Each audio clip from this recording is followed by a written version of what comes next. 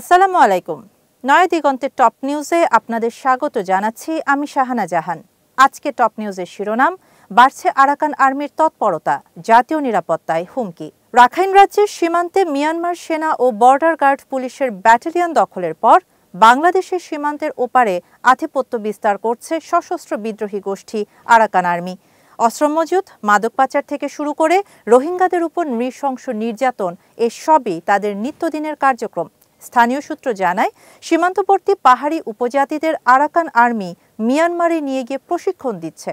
পরে তারা আবার সীমান্ত অতিক্রম করে বাংলাদেশে প্রবেশ করছে। গোয়েন্দা সংস্থাগুলো জানিয়েছে, এই সব কার্যক্রমের পিছনে দুটি প্রভাবশালী রাষ্ট্র রয়েছে যারা রাখাইন ও পার্বত্য চট্টগ্রাম এলাকায় প্রভাব বিস্তার করতে চায়। 2024 সালের ফেব্রুয়ারি থেকে রাখাইনে মিয়ানমার সেনা ও বিজিপির সাথে আরাকান আর্মির সংঘর্ষে দুটি ডিভিশন ও বিজিপির 10টি ব্যাটালিয়ন ধ্বংস হয়ে আত্মসমর্পণ করে মিয়ানমার সেনারা। তাদের বিপুল পরিমাণ অস্ত্র, মর্টার, গোলাবারুদ এবং কিছু সাঁজোয়া যান এখন আরাকান আর্মির নিয়ন্ত্রণে। বর্তমানে রাখাইনের 271 কিলোমিটার এলাকা তাদের দখলে। বর্তমানে আরাকান আর্মির সদস্য প্রায় 45,000, যার মধ্যে 15,000 রাখাইন ও চীনে অবস্থান করছে। তাদের নিজস্ব অস্ত্র উৎপাদন কারখানাও রয়েছে। ফলে সীমান্ত এলাকায় তাদের অবাধ যাতায়াত বাংলাদেশের নিরাপত্তার জন্য বড় হুমকি। অনেক আরাকান যোদ্ধা স্থানীয় উপজাতি নারীদের বিয়ে করে বাংলাদেশে স্থায়ী আশ্রয় নিচ্ছে। সম্প্রতি ইউপিডিএফ রকেট লঞ্চার সহ ভারী অস্ত্র সংগ্রহ করেছে বলেও গোয়েন্দা সূত্র জানিয়েছে।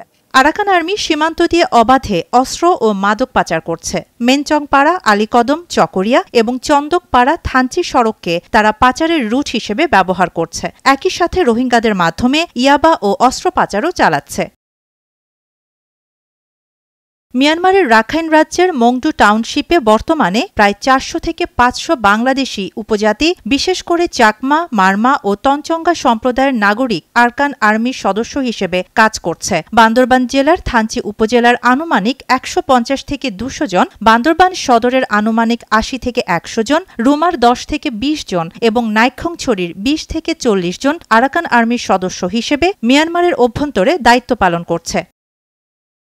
গত 6 মাসে অন্তত 1.5 লাখ রোহিঙ্গাকে অস্ত্রের মুখে জিম্মি করে বাংলাদেশে ঠেলে দিয়েছে আরাকান আর্মি। এদের কেউ শরণার্থী শিবিরে নিবন্ধিত হয়েছেন, কেউ আত্মীয়স্বজনদের ঘরে আশ্রয় নিয়েছেন। নিরাপত্তা বিশ্লেষকরা মনে করছেন, গোটা পরিস্থিতি এক ভয়ঙ্কর ষড়যন্ত্রের ইঙ্গিত দিচ্ছে। সীমান্ত সুরক্ষায় কঠোর পদক্ষেপ গ্রহণ এখন সময়ের দাবি।